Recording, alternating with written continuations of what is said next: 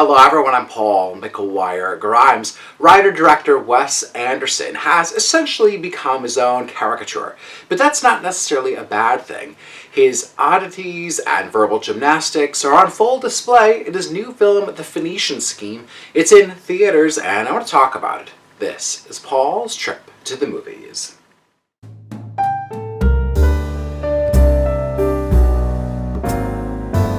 It's the 1950s, high above the Balkan flatlands, with Benicio del Toro playing Zsa Corda.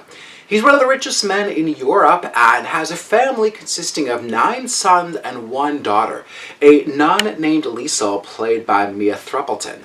Zsa continues to have one bad business dealing after another, and subsequently continues to escape death time and time again. Not even a plane crash could take him down.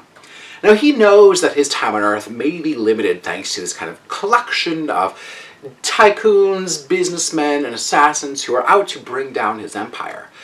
Zsa's plan is to make Liesl the sole heir to his estate and unveils to her a collection of shoeboxes, each detailing a different business scheme that he's involved in. Now, in pure Wes Anderson fashion, he has a large ensemble of supporting players along for the ride, with people like Cera, Scarlett Johansson, Tom Hanks, Bryan Cranston, and of course, Bill Murray. Wes Anderson co-wrote the film with Roman Coppola, who has been a long-time producer and collaborator going back to the Darjeeling Limited in 2007. Now, this film obviously has their stamp to it. Anderson's signature style is all over the film from the very first frame. I mean, his use of central framing, his attention to detail, and just how he moves the camera is very distinct. There's really no other filmmaker that has the same eye as Wes Anderson.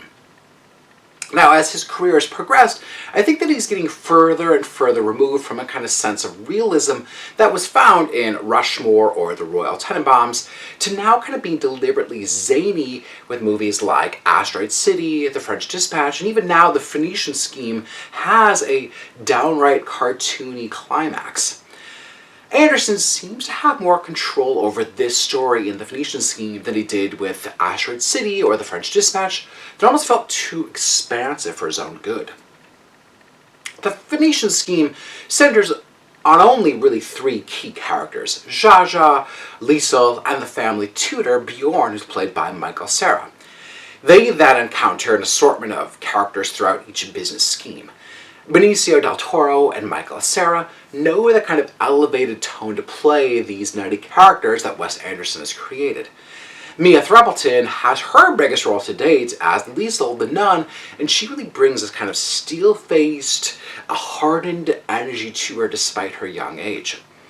The rest of the cast merely kind of pop up for quick appearances, and there's this kind of element of surprise in Wes Anderson's work with cinematographer Bruno Del Bonel, who is new to working with him. You never know who or what will kind of pop in and out of the frame. Composer Alexandre Desplat is back again working with Wes Anderson, and the score sounds like it's kind of just ripped out of the golden age of Hollywood, with some kind of classical musical sounds to it from Stravinsky and other composers mixed in. The Phoenician Scheme is a welcome, mental escape to a fantasy land far removed from today's messy headlines. I'm giving The Phoenician Scheme 3.5 out of 5 ticket stubs. If you like my review today, click subscribe on my YouTube channel. I have some movie reviews, some celebrity interviews, and I would love to hear from you. Do you have a favorite Wes Anderson movie? Let me know in the comments here on YouTube or on social media at Paul's Movie Trip. I'm also on Letterboxd. My favorite Wes Anderson is Moonrise Kingdom. I think it's so sweet and cute. And then go to my website, paulstriptothemovies.com, for even more reviews. Thank you so much for watching my review of The Phoenician Scheme. This is Paul's Trip to the Movies.